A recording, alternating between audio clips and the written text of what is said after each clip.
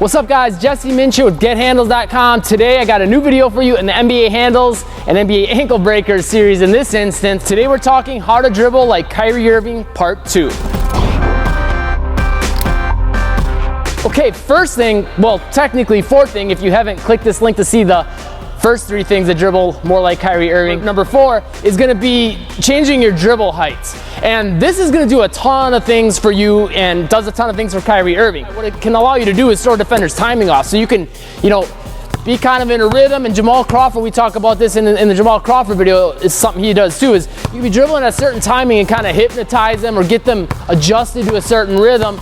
And then you throw them off with that, different height, that's also going to change your dribble timing, okay? So if I come from high and low, that's obviously going to change the timing of the dribble. Little things like that can throw defenders off. Or it could even be, coming from a cross and hitting them with a kill cross back and forth, right? Those little things are going to throw them off. So having these different dribble timings is huge as far as that end of things goes. But on top of that, it affords him certain opportunities to get past defenders. Great example would be if he's at the top of the key and there's a bunch of defenders and picks and stuff like that going on up top.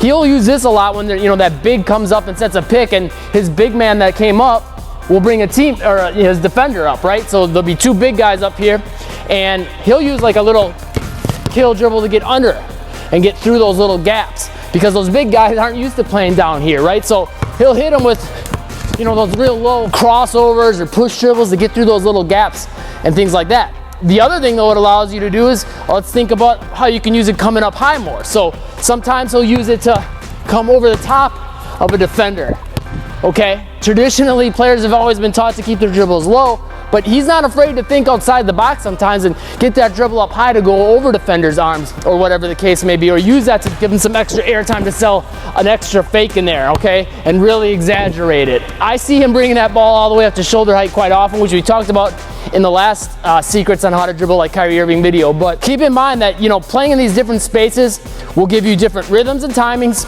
and on top of that, give you different opportunities to, get through those different gaps, whether it's high or low on the court. Okay, number 2, and we kind of talked about this in the last video, but I want to give you some different ways and examples of doing it, and it's a change of speed. Kyrie's got a great change of speed.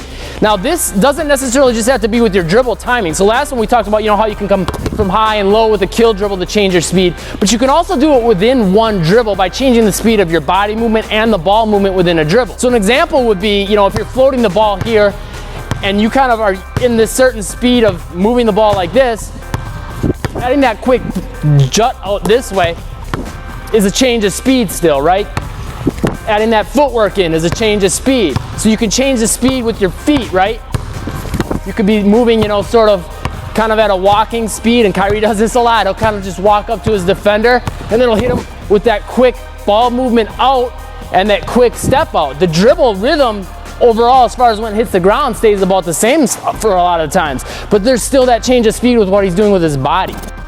All right, and then the third thing we want to talk about is getting low. Kyrie Irving is a master of getting low, one of the best in the game at doing this consistently. Him and Derrick Rose actually do this really, really well. Yeah, and basically what it's going to amount to is when you attack to the basket to try to get past your defender, or just if you're in the paint, you name it, 9 times out of 10, especially when he's real tight to that defender, he's gonna get his chest down, okay, his shoulders down. Not down so far where you're parallel to the ground and you can't really see the court and make passes and things like that, but right about here. And getting the butt down is gonna help with that as well, so get low. I like to think, with myself personally, I like to be able to think, okay, I'm gonna be able to actually touch my hand on the ground. That's how a good indicator if you're getting low enough. And what this is gonna do, and does for Kyrie and it can do for you, is when you're attacking to beat your defender, if I have my shoulders down, there's not this gap here to get in to steal the basketball. If I have a defender here, they could reach in and steal the basketball. Get my shoulders down, I just block that path. But at the same time, it allows me to push my momentum forward a little more quickly too on that first step. So it's gonna help on that end of things too, as far as getting past the defender. And then the third thing, if I have a low center of gravity, think about it like in terms of football. What do they tell the running back to do? They tell them to get low. Why? Because they can take contact more and keep moving forward. So if you got defenders that are trying to be physical, by being low, they're not going to knock you off balance as much. In fact, they're probably going to be the one knocked off balance, because your center of gravity is going to be right where their hips are if they're not getting their butt down too.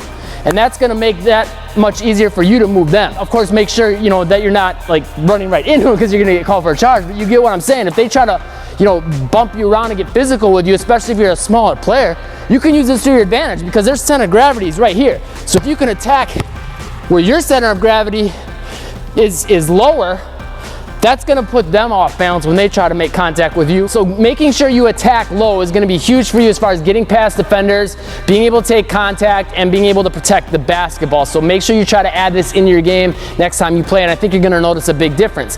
Now, if you wanna really take your handles to the next level, first things first, make sure you hit that like button and click that subscribe button and get on that notification squad, and leave a comment down below. Let me know what other players you want me to break down so I can bring you those videos on YouTube. But if you wanna really improve that crossover, make sure you click this link right here. That's my quick cross workout. It's just $3, just takes 5 minutes, and it's gonna improve your crossover immensely. So make sure you check that out.